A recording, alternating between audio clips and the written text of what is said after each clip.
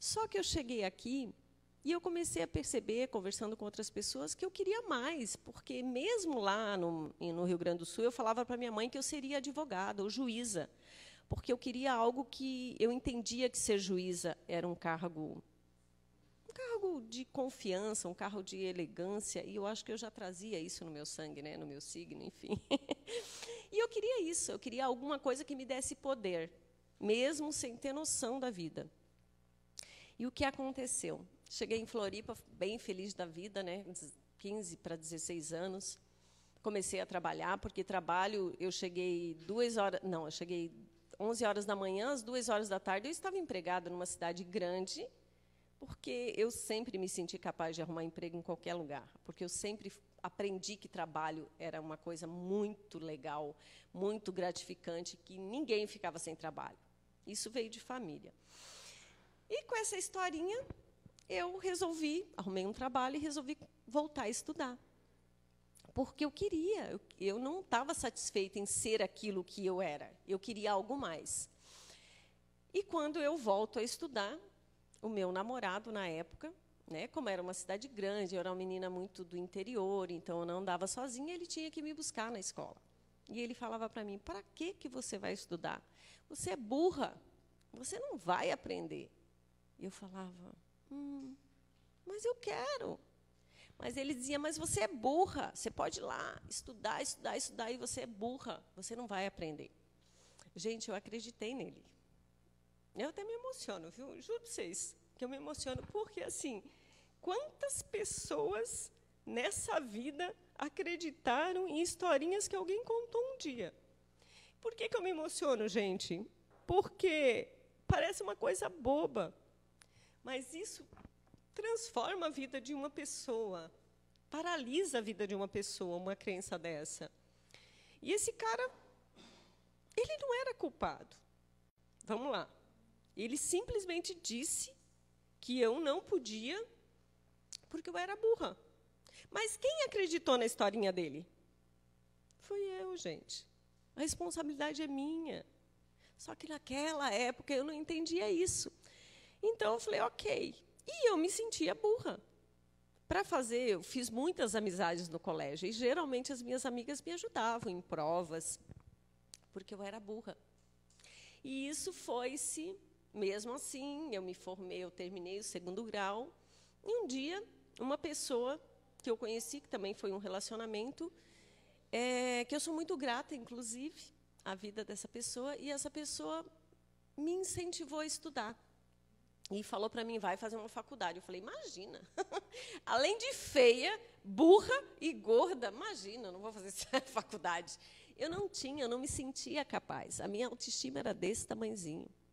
Eu achava que eu só tinha que trabalhar, eu tinha que dar o sangue, porque eu aprendi que trabalho enobrecia qualquer pessoa.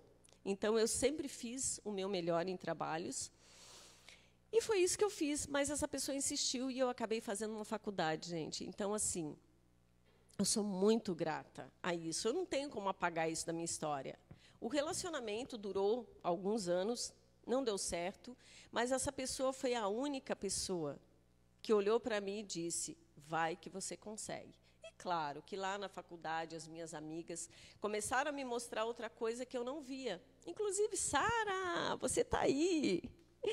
Você deve lembrar de algum episódio lá na faculdade, apesar de que, gente, por mais que eu me sentia dessa forma que eu estou contando para vocês, ninguém via. Porque eu nasci com essa luz que vocês estão vendo aí, que é minha.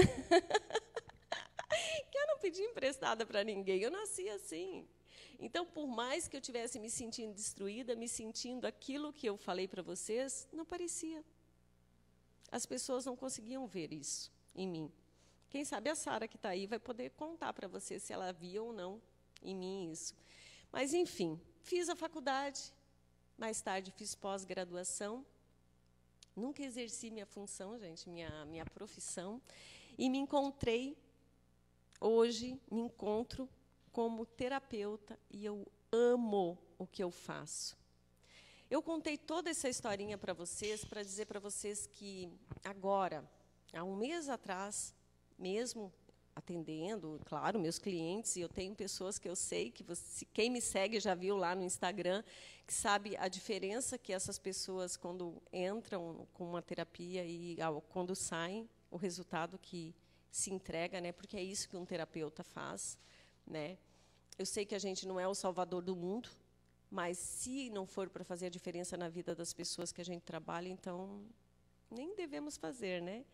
E por que a diferença? Claro que a gente não dá nada, gente. Se vocês sempre vão me ouvir falar, sempre é a pessoa que tem que querer. E se ela quiser, não tem o que não seja mudado, tá? Eu trabalho com várias técnicas, mas o Theta Healer, que hoje eu vim falar tudo isso para falar para vocês que essa técnica ela é muito grandiosa, porque ela fez eu ver por que eu lutava tanto com a comida, por que eu tinha tanta raiva de comida, porque eu tinha raiva de comida, gente. Eu olhava para a comida, eu me irritava em casa, eu me irritava com a família. Minhas irmãs devem estar assistindo, a Nerli, eu vi que ela estava online. E, tipo assim, eu sempre briguei com as pessoas, porque eu sempre achei que a gente tinha que cuidar da alimentação. E eu continuo pensando, sim, que nós temos que cuidar, porque energia é o que a gente se alimenta também. E o que acontece? Lembra aquela primeiro início lá que eu contei para vocês, veneno que não mata engorda? Então, eu percebi que a minha crença raiz em relação à comida estava justamente relacionado a essa crença que eu trouxe lá da minha infância. Veneno que não mata engorda. Então, o que eu entendi que a comida era? Que a comida era veneno. Então, tudo que eu comia, inclusive, eu costumava dizer, porque eu sou uma mulher de perna grossa, e eu dizia assim, mamãe, eu vou comer com a perna para cima, porque tudo que eu como vai para a minha perna. Hoje, como terapeuta, e como eu entendo essas crenças, eu imagino que tudo que você pensa, tudo que você foca, você cria, né? Então, eu estou trazendo essa historinha aqui, que é uma historinha para alguns, uma simples história minha, mas é para vocês entenderem o quanto a gente pode se machucar acreditando nas historinhas que contam para a gente, na nossa vida. E o que um terapeuta pode fazer de diferente na tua vida.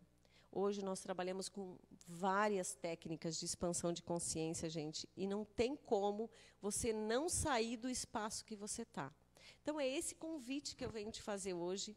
Se você está com medo aí do Covid, se você está passando por alguma questão emocional, se você não está bem com o teu trabalho, se tu não está bem com a tua vida em si, gente, está tudo aqui, ó, dentro da gente, tem como resolver, tá? E como terapeuta eu posso te dizer, existem inúmeras técnicas maravilhosas e que nos tiram, é assim, ó, pega a gente dali e põe a gente para fora. Na verdade, tira a gente daqui, né? E põe a gente para fora. Então, fica aí o convite.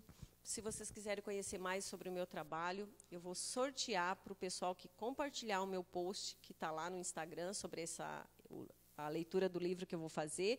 Eu vou sortear uma sessão de Theta Healer para encontro da sua alma gêmea. Então, quem não me segue, corre lá, porque eu ainda vou ser madrinha desses casamentos aí, gente. É verdade que